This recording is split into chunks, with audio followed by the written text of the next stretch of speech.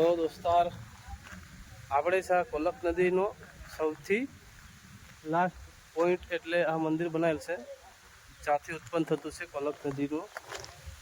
હા, અહીંયાથી શરૂઆત થાય તો તે બાદ જઈને બહુ મોટી નદી બની જાય. તો ત્યાં જઈને બતાવતો છે કોલક નદીનું.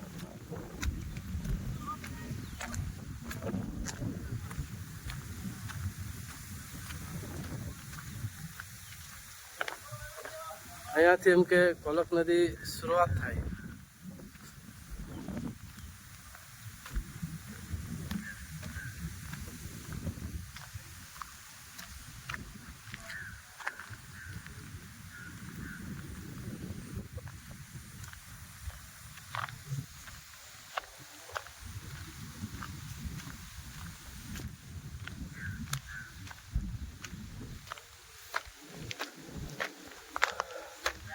આપણે આ મંદિર છે,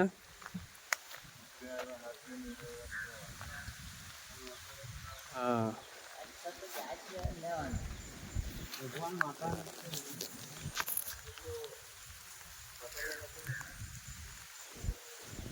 तो अंदर जाइए दर्शन करिए हमारा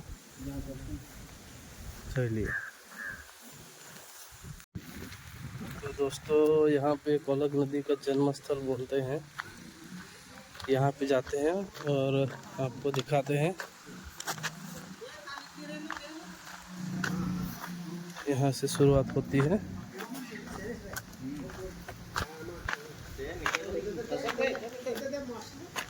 हाँ, ये तो बहुत पे लेना थी, मोटा पे लेना पानी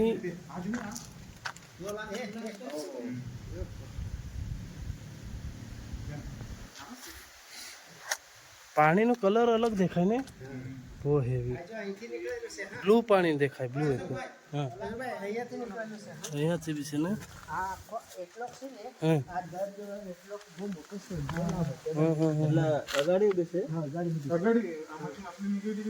બરાબર, જોઈ લઈએ. તો કોલક નદીનું જન્મ સ્થળ અહીંયાથી છે. બરાબર, આપણે જોઈ લઈએ. જરાક જોજે, હા, મને બતાવજો. હા,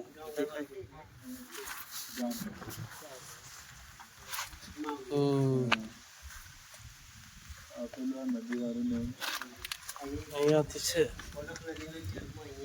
બરાબર, હા, કહેવાનો તો કઈ કહી શકે તું.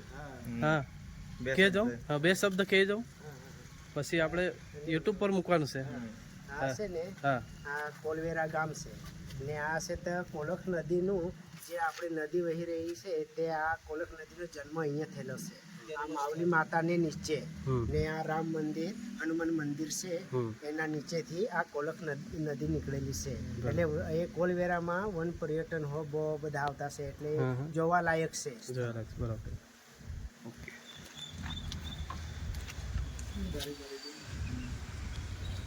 તો તમે જોઈ શકો છો આપણા ગામદેવ છે ને અહીંયા પછાડી મંદિર છે, અને આપણો અહીંયાથી શરૂઆત થયેલી છે કોલક નદી. અને એમાં પાણી છે ને, પાણીનો કલર જેવો કેમ ડેન્જર છે, બ્લુ છે. અને માછલી બી એમાં છે, બહુ મોટી મોટી છે. હા, હા, આ હેલી જો. અશોક ભાઈ કેટલા આટો મોનો લંબો